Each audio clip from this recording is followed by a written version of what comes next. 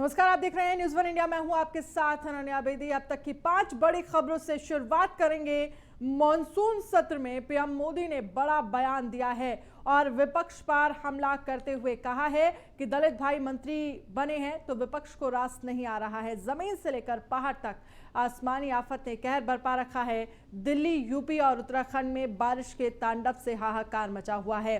तो वहीं मिशन रोजगार के तहत सीएम योगी आज नियुक्ति पत्र देंगे। साथ ही हम बात करेंगे शायर मुनव्वर राणा की। आज सोमवार सड़क हादसों का दिन भी रहा। संभल में 7 और कन्नौज में 4 लोगों की मौत हो गई है।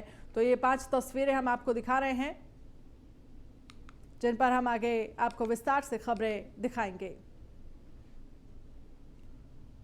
और खबर है सीतापुर से, जहां पर सपा नेता आजम खान की बिगड़ी तबीयत। बड़ी खबर, सीतापुर जेल में आजम खान का ऑक्सीजन लेवल गिरा है। बड़ी खबर आपको दिखा रहे हैं सीतापुर जेल से। मेदांता अस्पताल लखनऊ ले जाने की तैयारी। जेल पहुंचे सीतापुर जिला प्रशासन के अधिकारी।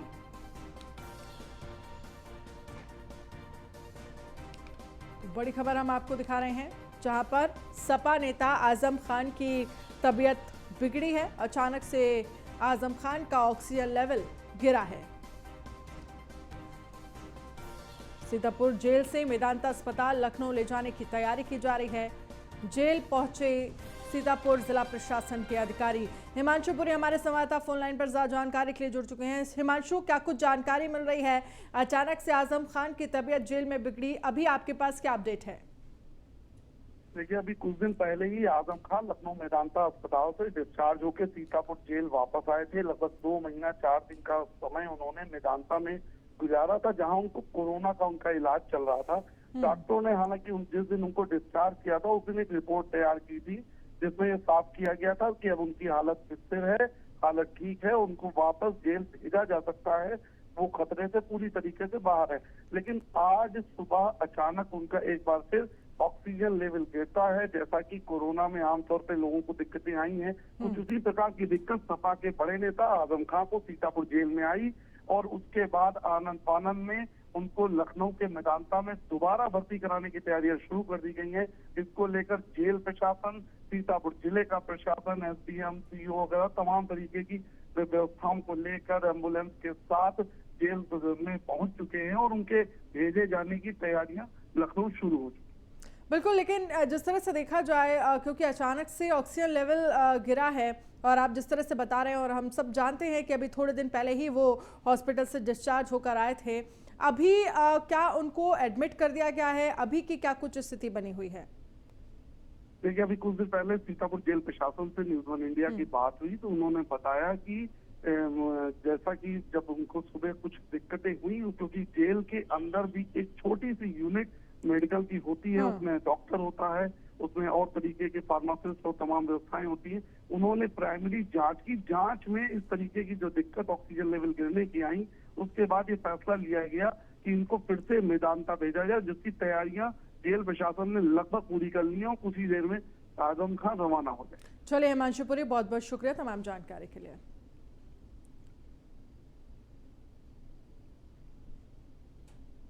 और खबर है दिल्ली से, जहां पर लोकसभा में पीएम मोदी का बड़ा बयान सामने आया है। खुशी की बात है कि कई दलित भाई मंत्री बने हैं। हमारे कई मंत्री ग्रामीण परिवेश से हैं, पीएम मोदी की तरफ से ये कहा गया। लेकिन कुछ लोगों को ये रास नहीं आ रहा है, ये पीएम की तरफ से कहा गया। तो लोकसभा में पीएम मोदी का बड़ा बयान सामने आया है, जहां पर उन्होंने कहा कि खुशी की बात है कि कई दलित भाई मंत्री बने हैं।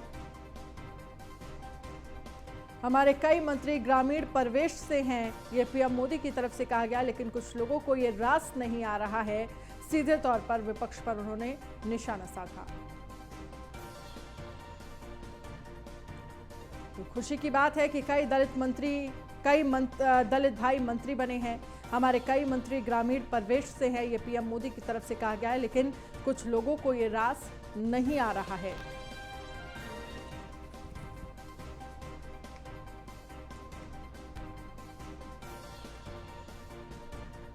खुशी की बात है कि कई दलित भाई मंत्री बने हैं। हमारे कई मंत्री ग्रामीण परिवेश से हैं, ये पीएम मोदी की तरफ से कहा गया है। लेकिन कुछ लोगों को ये रास नहीं आ रहा है।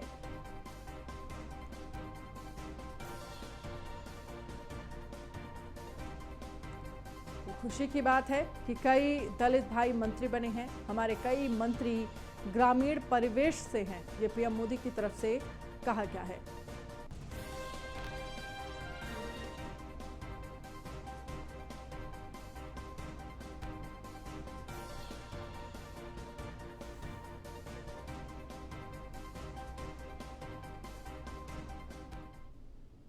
और इसके पहले पीएम ने विपक्ष से अपील की है कि वो तीखे धारदार सवाल पूछे, लेकिन सरकार को भी जवाब का मौका दे। पीएम ने कहा कोरोना जंग में सभी साथ मिलकर आगे बढ़े। पीएम ने कहा वैक्सीन में बाहों में लगती है, आप इसे लगवाकर बाहुबली हो जाते हैं। पीएम ने सदन में कोरोना नियमों का पालन करने की अपील भी की है। सुनिए। मेरी आप सब मित्रों से प्रार्थना भी है, सदन में भी सभी साथियों से प्रार्थना है कि हम सब कोरोना प्रोटोकॉल का पालन करने में सहयोग दें। अब ये वैक्सीन जो है बाहू पर लगती है, और जब वैक्सीन बाहू पर लगती है तो आप बाहुबली बन जाते हैं। और कोरोना के खिलाफ लड़ने के लिए बाहुबली बनने का एक ही उपाय है कि आपके बाहू पर वैक्सीन लगवा दीजिए। संसद में भी इस पैंडेमिक के संबंध में सार्थक चर्चा हो, सबसे प्राथमिकता देते हुए इसकी चर्चा हो, और सारे व्यवहारू सुझाव सभी माननीय सांसदों से मिले, ताकि पैंडेमिक के खिलाफ लड़ाई में बहुत नयापन भी आ सकता है, कुछ कमियां रह गई हो तो उसको भी ठीक किया जा सकता है, और इस लड़ाई में सब साथ मिलकर के आगे बढ़ सकते हैं। मेरी और वहीं टीएमसी सांसद साइकिल से पहुंचे संसद, पेट्रोल डीजल की कीमतों का कर रहे विरोध। तो तस्वीरें हम आपको दिखा रहे हैं जहां पर टीएमसी सांसद साइकिल से संसद पहुंचे और पेट्रोल डीजल की जो बढ़ती कीमतें हैं उनका विरोध किया जा रहा है।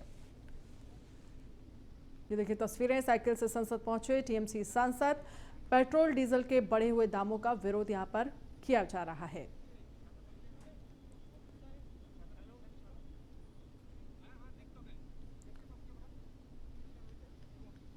तो पेट्रोल डीजल के खिलाफ टीएमसी जो लगातार पेट्रोल डीजल के दाम बढ़ रहे हैं उसको लेकर विरोध प्रदर्शन, साइकिल से पहुंचे टीएमसी के सांसद संसद।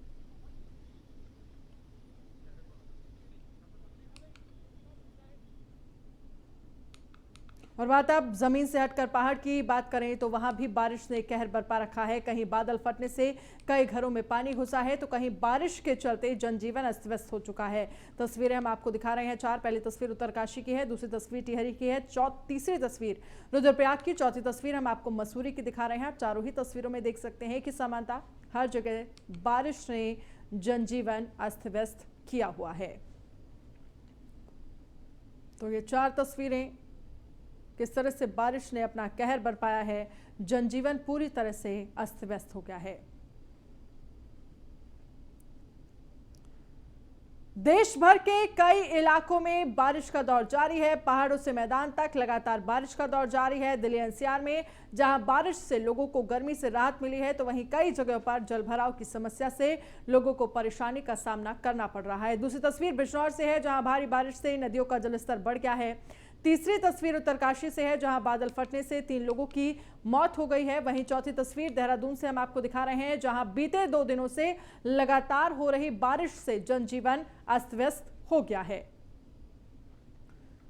तो ये 4 तस्वीरें हम आपको दिखा रहे हैं, दिल्ली, बिजनौर, उत्तरकाशी और देहरादून। चारों तस्वीरों में आप देख सकते हैं झमाझम बारिश ने जनजीवन अस्त व्यस्त कर दिया है। जमीन से लेकर पहाड़ तक किस तरह से बारिश ने कहर बरपा रखा है आप तस्वीरों में साफ तौर पर देख सकते हैं।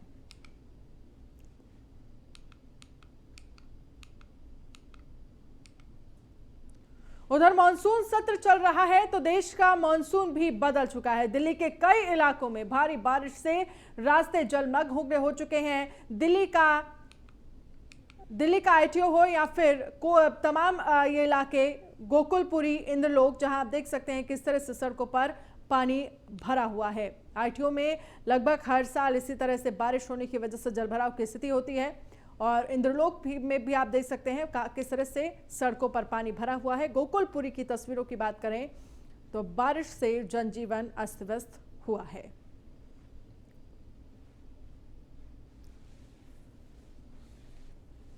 तो आईटीओ में पानी भरने से बसें चल रही हैं, बीच में आप देख सकते हैं जाम की स्थितियां बनी हुई हैं।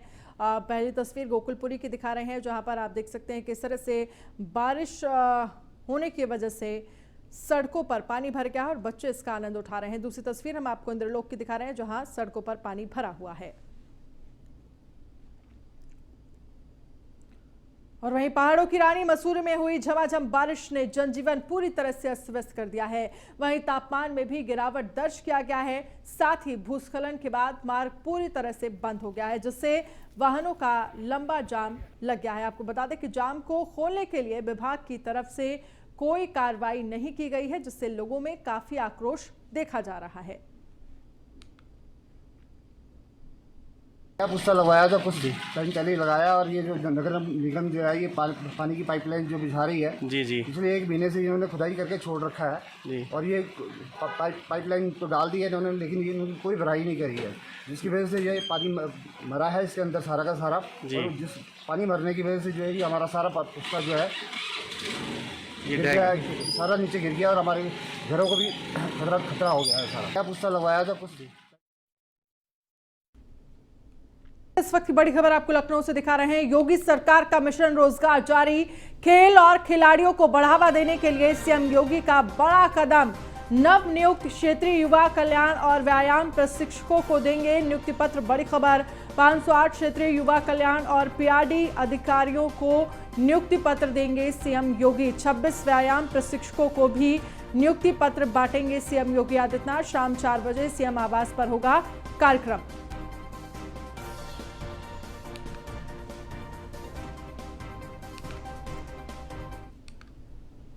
और वहीं सूबे में जल्द ही 5000 नोटरी अधिवक्ताओं की भर्ती होगी। इसके लिए केंद्र सरकार के विधि एवं न्याय मंत्रालय ने सैद्धांतिक सहमति दे दी है। इसी मामले पर कानून मंत्री ब्रजेश पाठक से संवाददाता अश्विनी द्विवेदी ने खास बातचीत की। क्या कुछ कहा, सुनिए।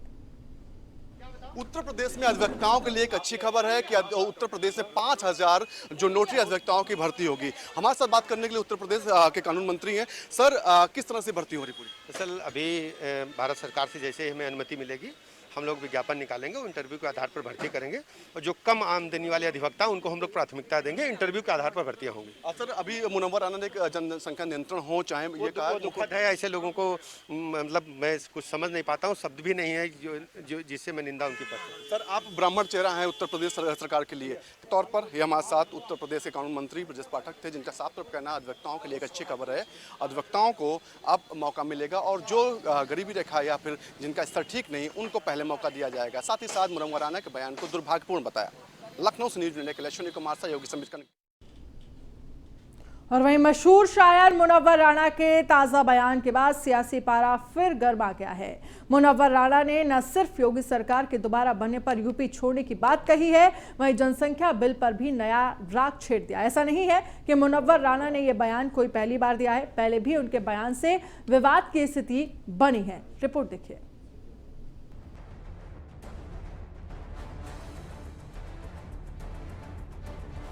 मां पर लिखी मुनव्वर राणा की शायरी देश ही नहीं पूरी दुनिया में बहुत एहतराम के साथ सुनी जाती है। लोग डूब जाते हैं उनके हर एक लफ्ज में। लेकिन जब मुनव्वर राणा के बयान सियासी होते हैं तो उस पर वार पलटवार का दौर भी शुरू हो जाता है। ताजा मामला उनके यूपी छोड़ने के बयान को लेकर है। मुनव्वर साहब फरमाते हैं कि अगर यूपी में योगी सरकार फिर दोबारा बनती है तो यूपी छोड़ देंगे। यही नहीं, एटीएस की कार्रवाई पर भी उनके तर्क अजीबोगरीब हैं। ओवैसी की बेवकूफ़ी से, नादानी से, लालच से उत्तर प्रदेश के मुसलमानों को नुकसान करने की वजह से अगर भाजपा यहाँ आ जाती है तो हम उत्तर प्रदेश छोड़ देंगे तो बताओ। 2 से ज़्यादा बच्चे इसलिए होते हैं कि 2 तो इनकाउंटर में मारे जाते हैं, एक आध कोरोना में मार दिया जाता है, एक आध एक्सीडेंट में मर जाता है, तो एक आध बच्चा जैसे मुर्गी के बच्चे कोई ख़रीदता है तो 8-10 ख़रीदता है कि 1-2 बच जाएँ तो बच जाएँ। तो उसी तरह से मुसलमान हो या हिंदू ज़्यादा बच्चे इसीलिए पैदा करता है कि कम से कम एक बच्चा तो कहीं से रोटी कमा के ला के देने के काबिल रहेगा, पंचर जोड़ के। बकिया को तो आप मार देंगे आप किसी न किसी बहाने, आतंकवादी बना के 20 साल के लिए बंद कर देंगे, 18 साल के लिए। बहरहाल मुनव्वर राणा के विवाद बयानों की लंबी फहरिस्त है। बात हालिया बयानों की करते हैं।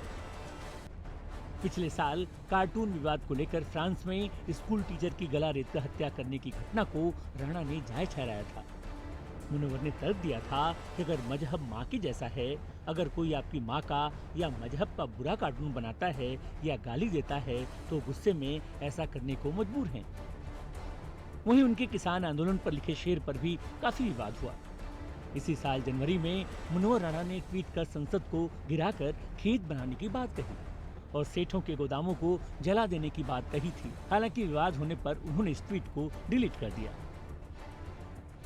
CAA NRC प्रोटेस्ट के दौरान मुनव्वर राणा ने विरोध का बिगुल बजाया। कहा था बीजेपी का मकसद मुल्क को हिंदू राष्ट्र बनाना है। CAA NRC के विरोध में बयानबाजी के चलते मुनव्वर राणा और उनकी बेटियां भी सुर्खियों में रही थीं।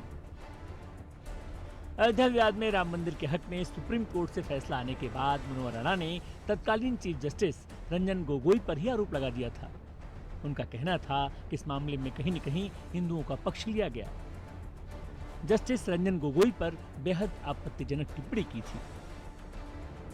मुनव्वर राणा ने दादरी घटना को लेकर असहिष्णुता के मसले पर अपना साहित्य अकादमी अवार्ड वापस कर दिया था। बहरहाल जिस तरह से मुनव्वर राणा शायरी से वाबस्ता हैं, लगता है विवादित बयानों को भी साना बसाना बना लिया है। Bureau report, news 1 India.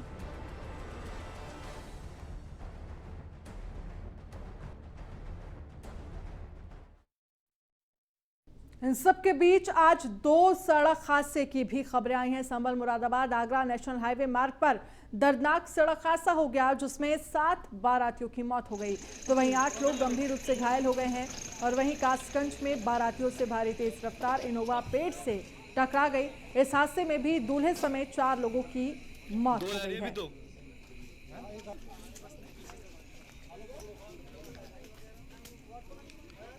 दो तस्वीरें संभल में और कासगंज, जहां पर संभल में 7 लोगों की मौत हो गई और कासगंज में 4 लोगों की मौत हो गई।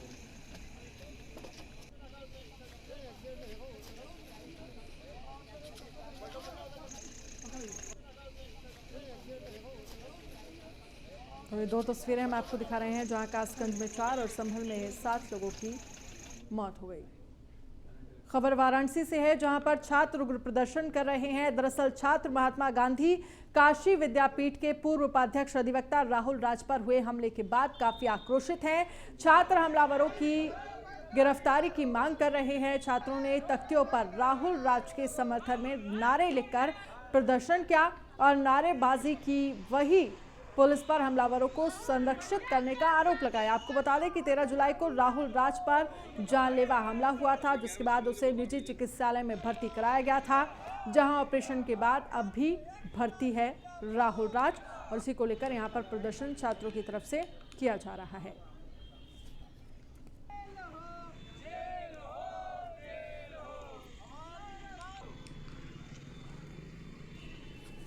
तो ये तस्वीरें, राहुल राज को न्याय दो, ये छात्रों की तरफ से मांग की जा रही है। 13 जुलाई को राहुल राज पर हमला हुआ था, जिसके बाद छात्रों का पुलिस पर हमलावरों को संरक्षण देने का आरोप भी लगाया जा रहा है।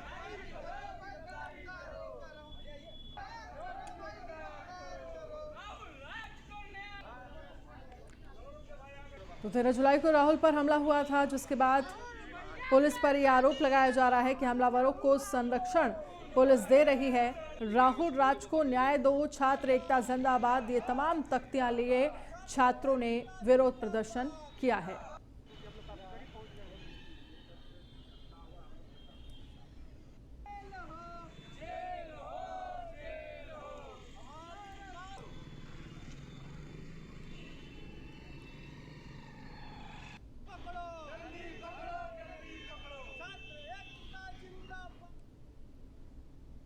और खबर है मेरठ से, जहां पर पार्किंग विवाद को लेकर दो पक्ष भिड़े।